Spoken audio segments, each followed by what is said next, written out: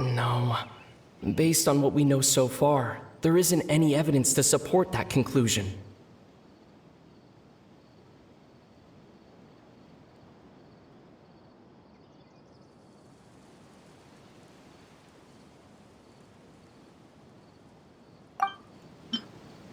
If time was allowed to pass within the false memories, there's a higher chance they might conflict with someone's original recollection. That... No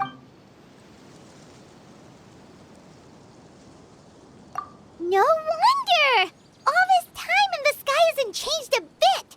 That must mean time isn't passing! That's the tell of the fake memories! The implanted memories are basically taking place outside of the regular 24 hours of the day. If the memories included the regular passage of time, it would be easy for people to tell that something was off. Like there could be overlap or something. People might start to wonder why they remember doing two different things at the same time of day. That's why he makes sure the memories take place at a specific moment in time rather than over a period of time.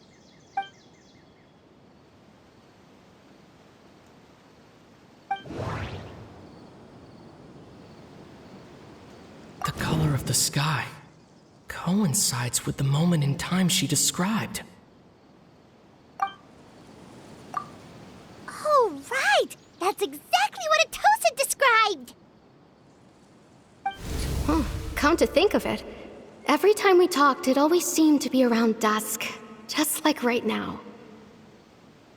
Time always passed by really slowly. Even when it felt like we'd been talking for hours, the sun would still be at the same position in the sky. Yep, that has to be it! This is definitely Atosa's memory.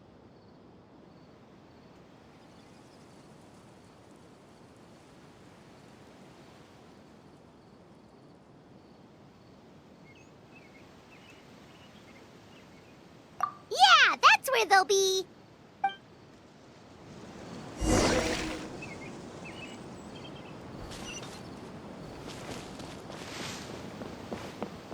There's a lot of great stuff here.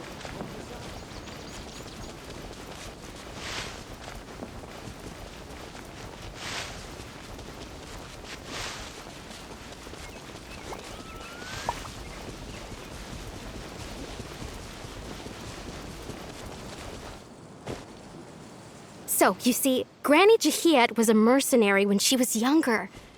She just talks like that out of habit. She's not trying to scare the children on purpose. Oh, there I go again. Always talking about my own things. Do you maybe have anything you want to share? It's okay if you don't. You could also just talk about what you think of me? Oh, I think you're an incredibly strong and thoughtful young woman. You'll meet many amazing people and live a very happy life. You won't miss someone like me. Huh? Are those your friends over there?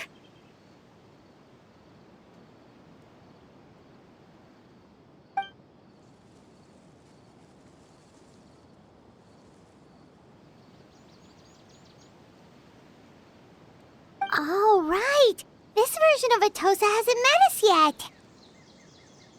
Friends? I guess you could say that. It must have taken them a lot of effort to find me.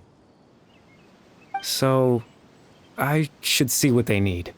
I'm sorry, Atosa. We'll have to continue this conversation another time. Another time, huh? Yeah, okay. I'll head back to the village then. Talk to you some other time.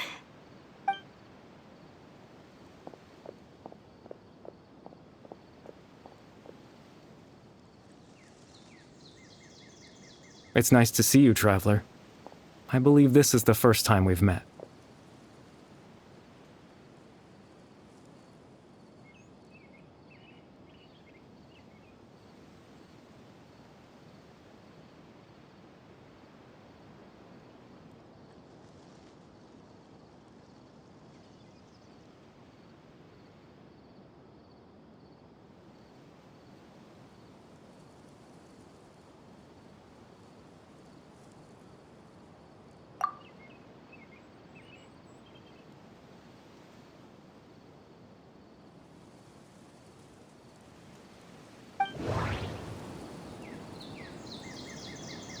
the founder of the Abyss Order, the man who broke the curse of immortality.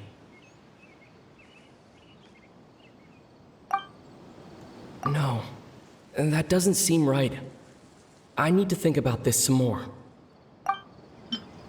Born into abject sorrow, he shall now become the loom of fate.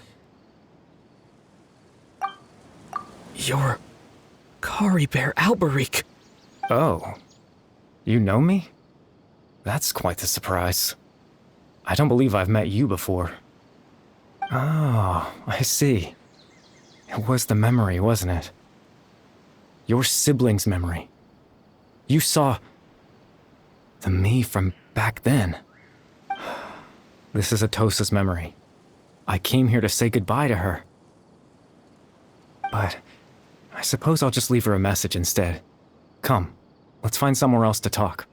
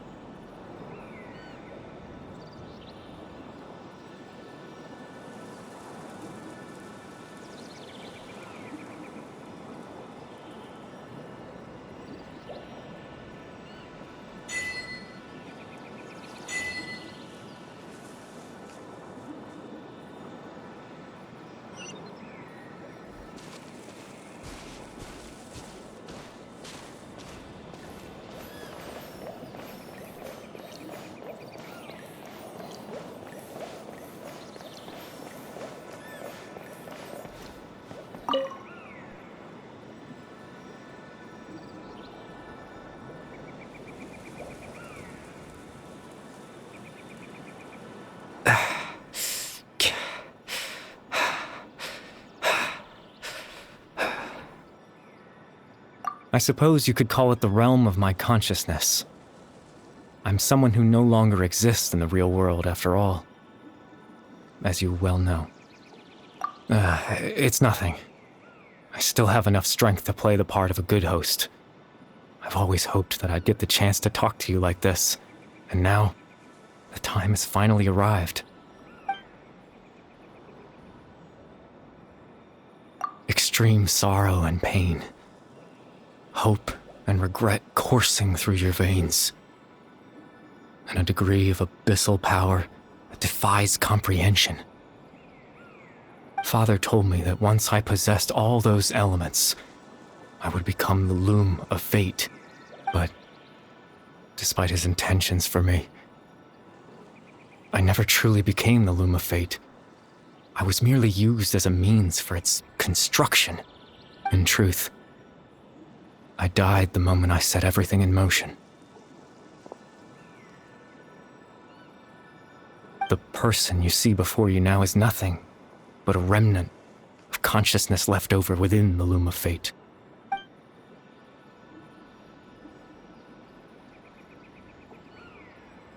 As for your question, the loom of fate is a device capable of weaving ley lines.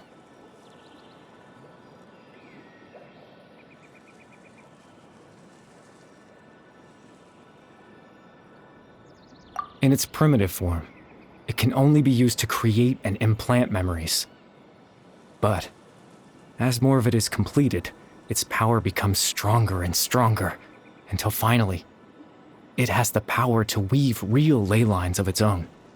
Once fully completed, the moment it gains the power to weave ley lines, it loses the lower level ability to influence memories. But it also becomes a tool that can change the entire world.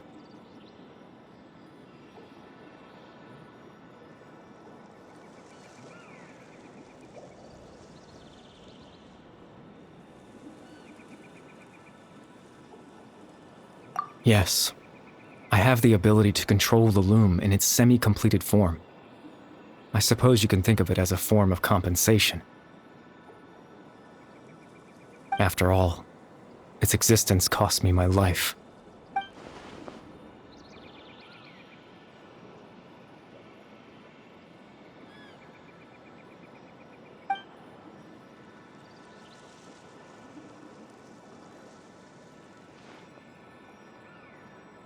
Ah, that. I was wrong to implant those memories. I'm sorry I caused so much trouble.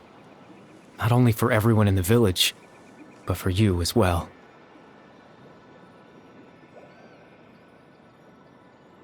I just wanted them to feel like I once existed in this world. As if I had a chance at life.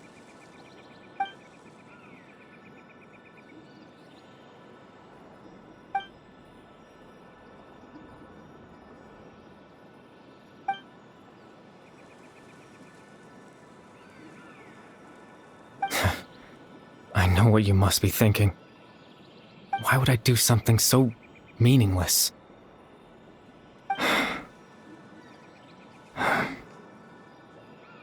But I just couldn't accept it. I had to know what it would be like if I had my own life.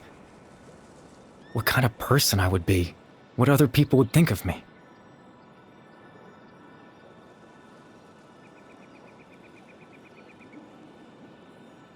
Chief Ahmadiyya, Baram, Granny Jahiyat, Atosa. What would it be like if I could live alongside them? No cataclysm, no curse. Just a quiet life in a peaceful village. I was curious, so I selfishly tried to have my own life. Even if that meant piecing together the version of myself that could have been. One memory at a time. I know it sounds stupid. After all, my life ended a long time ago.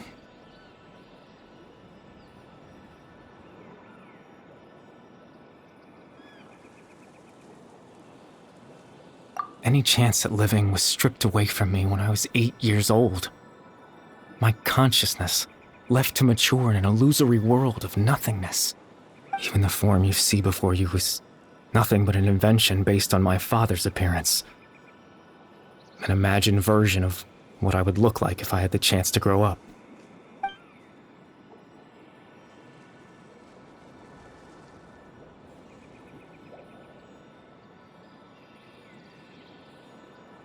I know. But there's nothing I can do to make them find me. If I could exist in the real world, I would return without a second thought and surprise them with the suddenness of it all. But, well, that's not possible for me.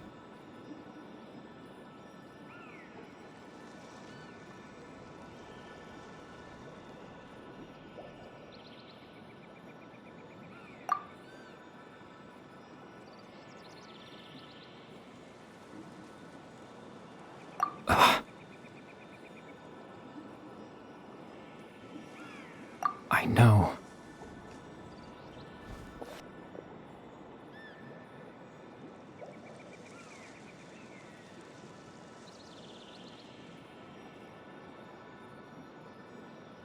Captain Dainsleif. Twilight Sword, you mean? No need to meet up with him. Things should already be settled on his end. Exactly. As someone who could only exist in people's memories, the fact that I'm able to talk to you in my consciousness like this can only mean one thing. The loom of fate has already been completed.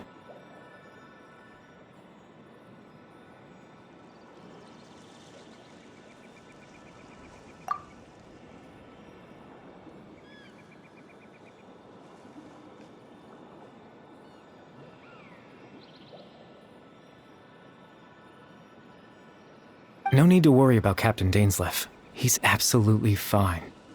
The only reason he lost the eye was because I happened to guess exactly what he was planning. Captain Dainsleif has had the eye inside his body this whole time, hasn't he? His plan was to lure the Abyss Order to a false location, capitalizing on their pursuit of the eye in order to have the chance to confront the princess. He would then hand the eye to you and tell you to take it away from that location. That way, Captain Dainsleif could accomplish his own goal and ensure the safety of the eye all at once. A very thorough plan.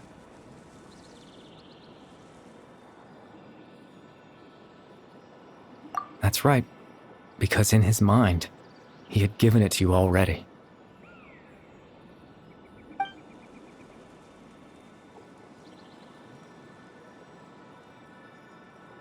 Before you two entered that false location. Traveler, wait.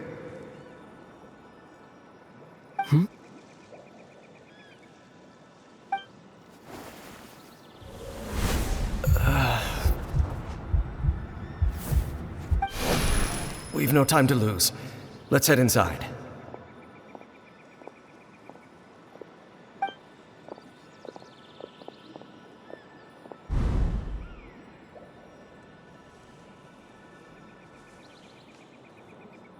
That was when I implanted the memory of him handing you the eye. Given the tense situation at that time, Captain Dainsleif failed to notice anything out of the ordinary, and took that memory to be real. I'm sorry, Traveler, but I needed the Loom of Fate to be completed. And to do that, we had to retrieve the eye.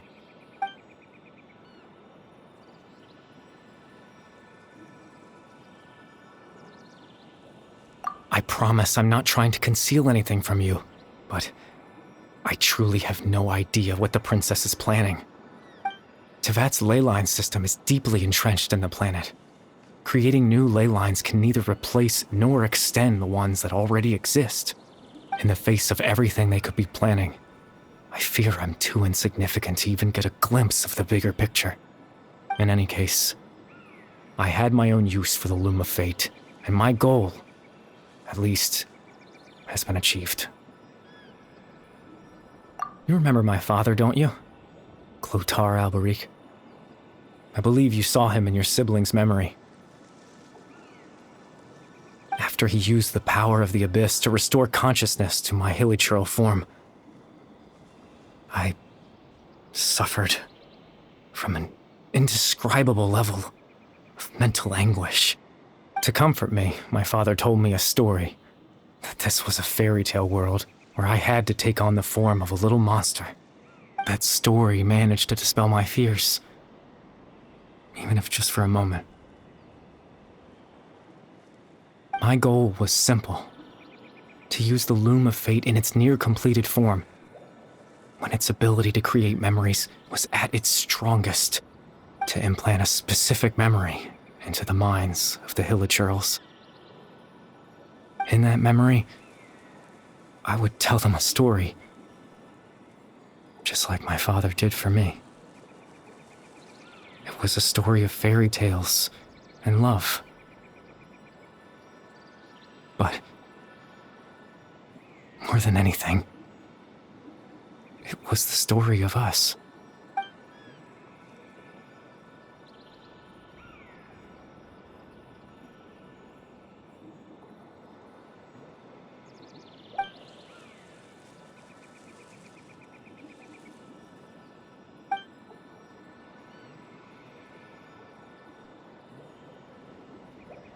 I can't change the world. Not when I lost the very right to exist within it. Implanting those memories, that was the most worthwhile thing I could offer.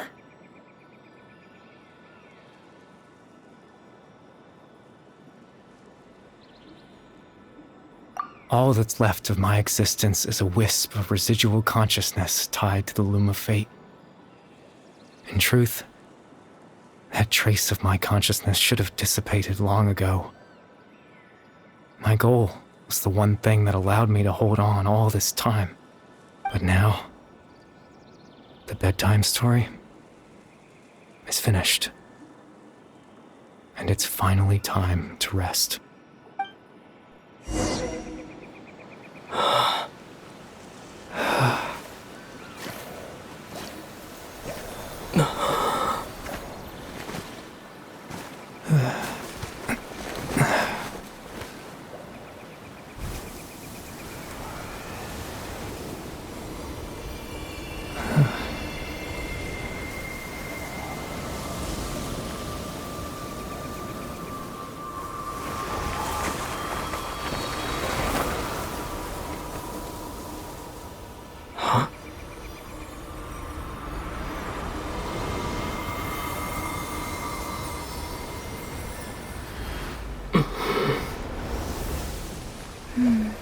Looks like I was too late to see Kari Bear one last time.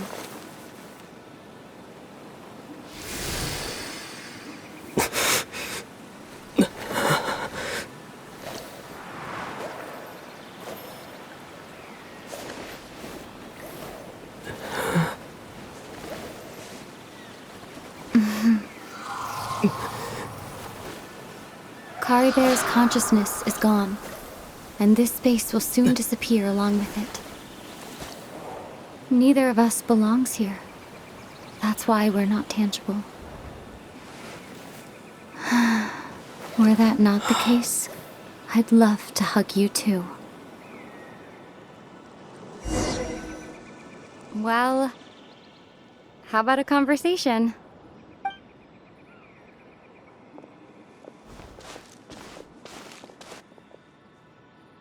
The chance to just stop and talk like this is certainly not easy to come by. Wouldn't you agree? That battle earlier was tough. The one against Dane, I mean. I didn't expect that after everything, he would still hesitate to raise his sword against me. Were it not for that, perhaps I'd still be no match for the Twilight Sword. Even after 500 years.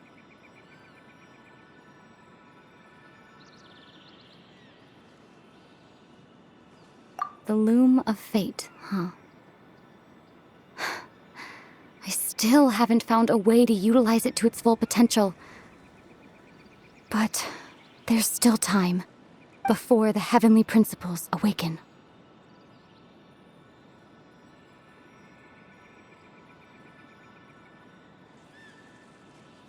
Yes, for 500 years now, ever since the cataclysm in Conria. There's been no sign of activity. Not long ago, you witnessed the Hydro Archon destroy her divine throne. Yes? Such a flagrant disregard for the rules, and still Celestia took no action. I suppose that's proof enough of the Heavenly Principles situation. However, the Heavenly Principles will awaken. We just don't know when that will be, or what might trigger it.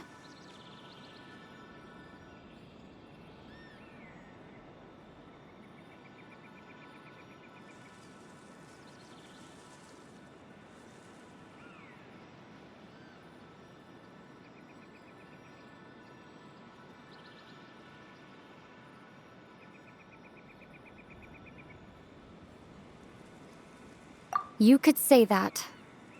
Just look at Kari Bear. He was so pure and single-minded. The space we now find ourselves is a perfect representation of who he was. Quiet and peaceful. Even as a hilly churl, seeing the terrible sight within the mirror wasn't enough to taint his spirit. He brought comfort to the people of this world, even though he was denied the very right to be a part of it. So ask yourself this. Who was it that deprived him of that right to exist? Of course, that's only one example. My feelings about the Heavenly Principles are too complicated to explain in just a few words.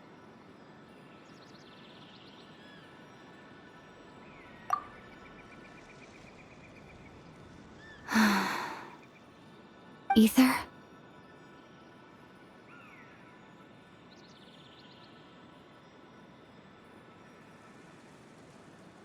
You're the only one in this world who calls me that. There's so much I wanted to ask you, but for some reason, I'm not interested in asking those questions right now. There's just one thing I have to ask. One thing I could never understand. Why?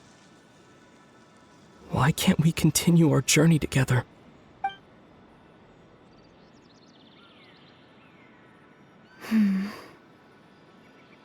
At the end of my journey, I arrived at a place known as the Sea of Flowers at the end. Do you remember? A long time ago, when we traveled between worlds together, you told me you wanted to find a place in the universe where that one flower was in full bloom. To have a place like that suddenly appear before me, well, would you think of that as a coincidence? You mean... I miss you too, Ether. But as this war continues to rage, and as I continue to seek that final answer, I don't even know how to face myself sometimes, let alone my own brother. What's going on? This space has lost its tether. I doubt it'll be able to exist much longer. In fact, aside from our inability to physically interact with each other, there's something else you should know about this space. With Kari Bear gone, we won't be able to remember anything that happened here. Everything in this space will be wiped from existence, including all memory of our reunion. You're only telling me this now?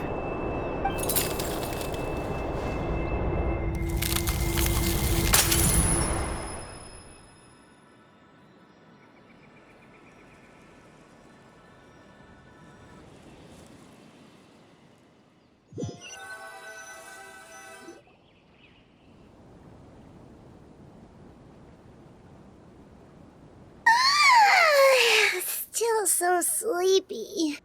Paimon's head feels all fuzzy. Oh, Paimon woke up a little earlier than you, so Paimon will fill you in. The villagers said that they saw us sleeping near the village yesterday. They couldn't wake us up no matter how hard they tried, so they decided to just bring us back here. Oh, and Dane came by just now. It looked like he was injured. He didn't say anything, though. Just made sure that you were all right and left. Kinda seemed like he had a lot on his mind, but that's Dane for ya.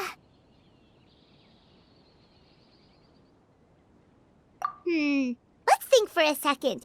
We were in that memory, and we saw that guy you called Kari Bear. He was the missing villager that we've been trying to find, right? And after that, Paimon doesn't remember what happened.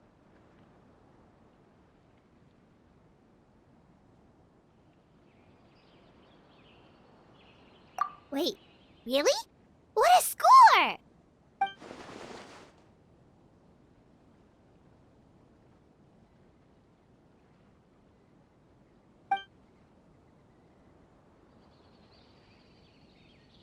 Well, what happened after that?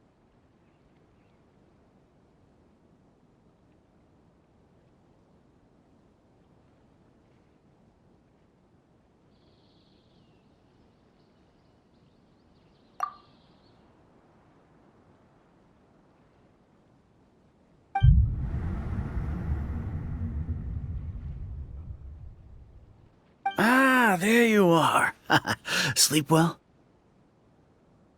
Bayram, you sure seem happy. Did something good happen? Something good? Huh. Wasn't anything good or bad, I'd say. It's just that, well, the village organized another search party yesterday. It didn't feel right to leave all the searching to the adventurers. So there we were, searching away, when suddenly this one guy said it all came back to him. According to him, one day around dusk he was passing by this one tree outside the village, and he saw our missing villager. There he was, sleeping under that tree all by himself. His parents came a little later to wake him up, and they all left together. They looked like quite a happy family, apparently.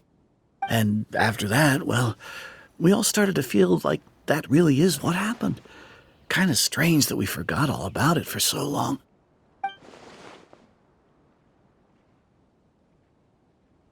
Oh, and we also remembered his name, Kari Bear. Now, that's not a name you hear every day. Would have been helpful if we remembered it sooner.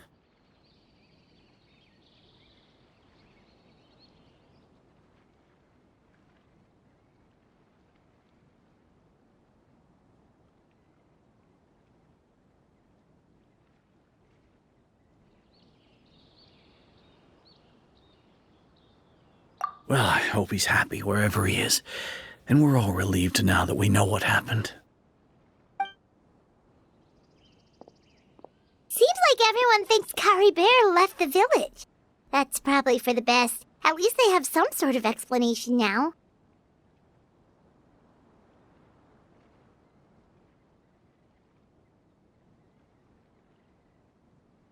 Paimon wonders how Atosa's doing. Maybe we should go check on her. If she hasn't remembered like everyone else, we can tell her what happened. Paimon didn't see her in the village just now, so she's probably at the tree. Come on, let's go talk to her.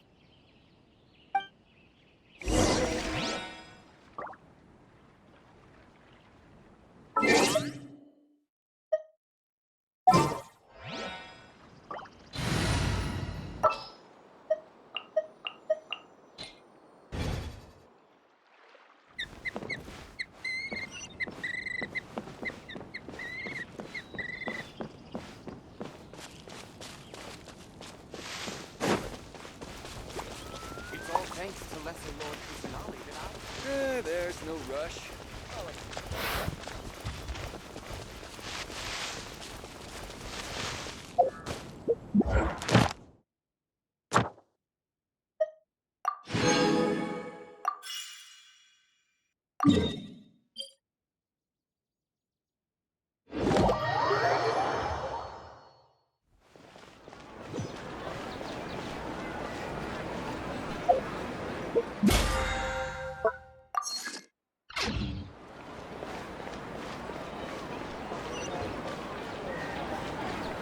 Ad Astra Abyssosk.